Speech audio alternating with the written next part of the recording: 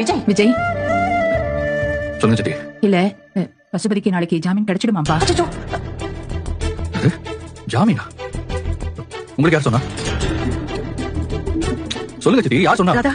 அது சித்தப்பா தான் சொன்னாருப்பா. அவரு இப்பதான் போன் பண்ணி விஷயத்த சொல்லி விஜய கவனமா இருக்க சொல்லுன்னு சொன்னாரு. அவளை தூக்கி உள்ள வச்சாச்சுன்னு பெரிய சாதனை பண்ண மாதிரி பேசுனீங்கல்ல, முழுசா 2 நாள் கூட ஆகல. வெளியே வர போறான். நீ எவ்வளவு நாள் உள்ள இருந்தடா? உன்னை வெளியே கொண்டு வர முடிஞ்சதா? இப்ப அவன் வெளியில வந்து என்னெல்லாம் பிரச்சனை கொடுக்க போறானோ. அவனால மறுபடியும் பிரச்சனை வரட்டும். அவனை கொண்டுட்டு தான் அடுத்த வேலை. விஜய் என்ன பேசுது?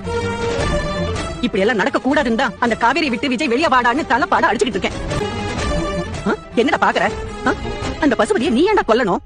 காவேரிக்கு உனக்கும் சம்பந்தம் இல்லைன்னா அவன் ஏன் உனக்கு தொல்லை கொடுக்க போறான்? பாட்டி தயவு செஞ்சு இப்படி பேசாதீங்க பாட்டி, எனக்கு சுத்தமா பிடிக்கல. ஆமாண்டா, உனக்கு காவேரி மட்டும் தானே முக்கியம். உன்னை நல்லா வாழ வச்சு பார்க்கணும், கண்ணை மூடணும்னு நினைக்கிற எங்களை பத்தி உனக்கு எந்த கவலையும் இல்லல்ல. என் பொண்ணு சாகும்போது காவேரியை நம்பியாட விட்டுட்டு போனா என்னையும் உன் தாத்தா எனக்கு ஒண்ணுமே புரிய மாட்டேங்குதுப்பா. நான் உங்களை பாத்துட்டே உங்க பக்கத்துல இருந்தாதான் எனக்கு நிம்மதி. உங்களையும் அரெஸ்ட் பண்ணி உள்ள வச்சுட்டாலேப்பா அந்த காவேரி. பசுபதி மோசமானவன் தானே அந்த காவேரி கும்பல் நினைச்சுட்டு இருக்கு.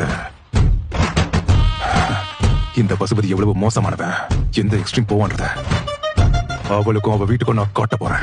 காட்டியே ஆகணும்பா. அப்புறம் இன்னொரு விஷயம்ப்பா, அந்த வெண்ணிலா காவேரியையும் விஜயையும் சேர்த்து வச்சு கிளம்பி போயிட்டான். காவேரி இன்னும் அவங்க அம்மா வீட்டா தான் இருக்காப்பா. எப்ப வேணா விஜயோட கிளம்பிடுவா.